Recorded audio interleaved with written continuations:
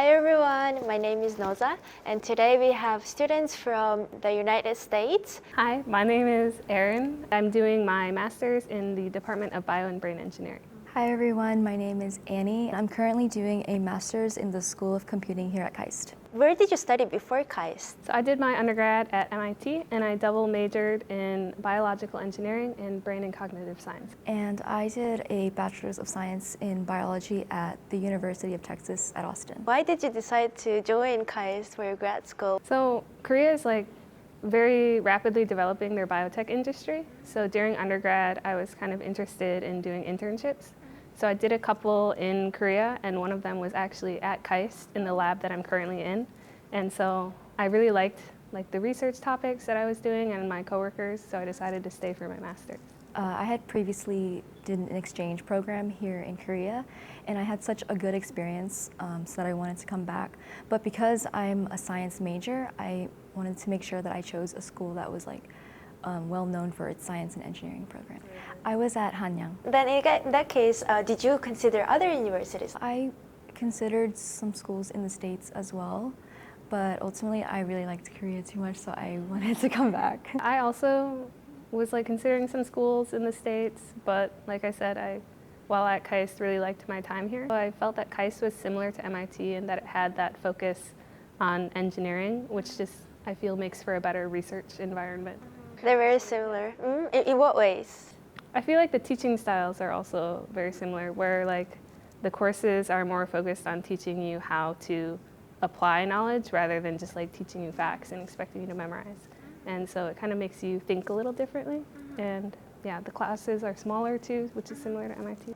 I want to ask about your GPAs, about how well you did in school, and also about extracurricular activities. I had a 4.8 out of a 5.0 scale. I was in several volunteering clubs, also leading some programs for middle school and high school students.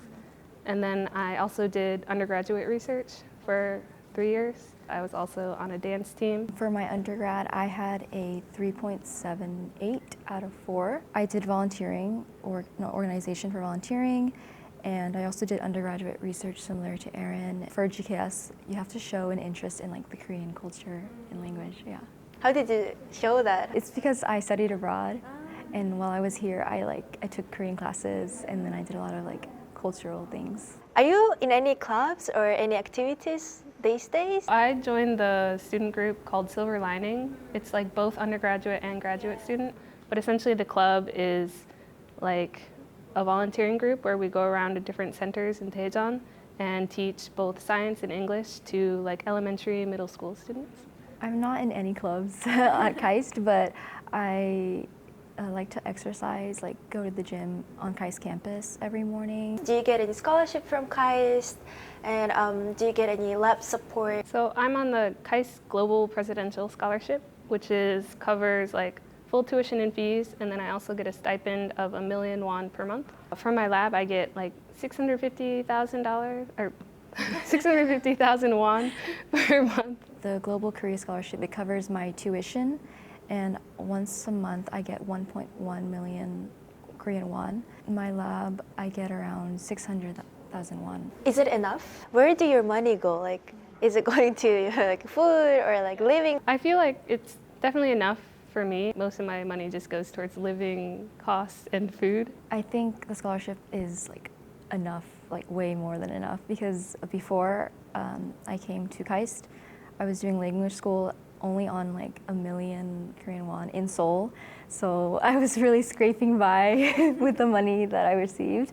So now that I have extra support from my lab, I can live a little bit more comfortably. Most of the money does go towards my living, rent and then food.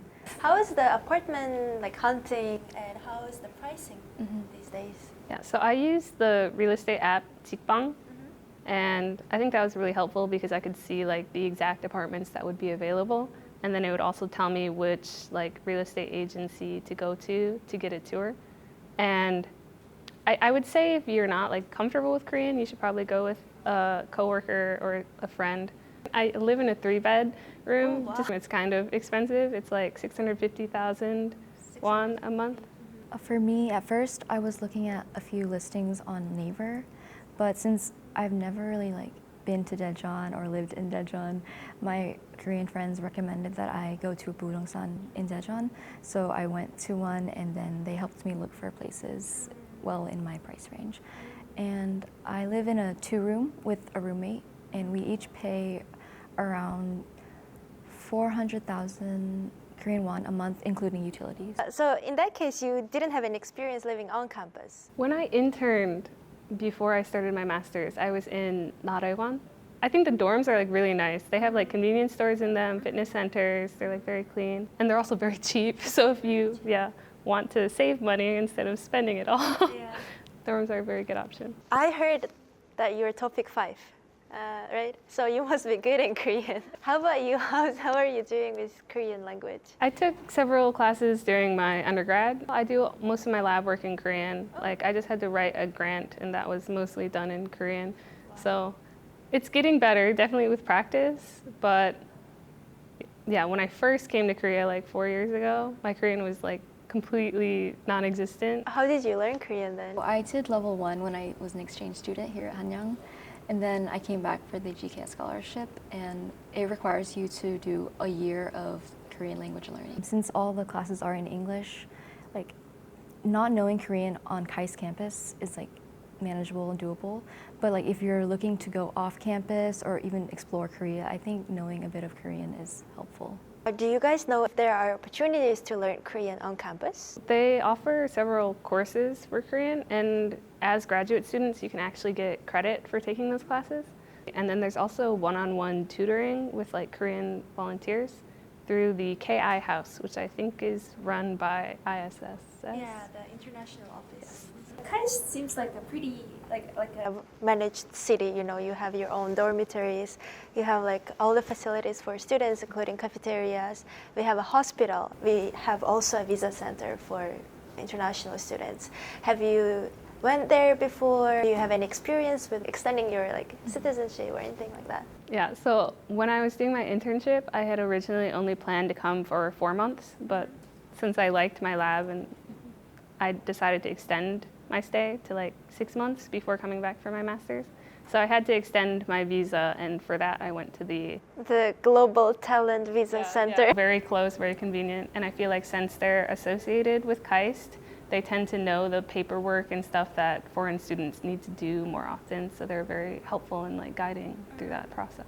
What are you gonna do after graduate school? What are your plans, thoughts?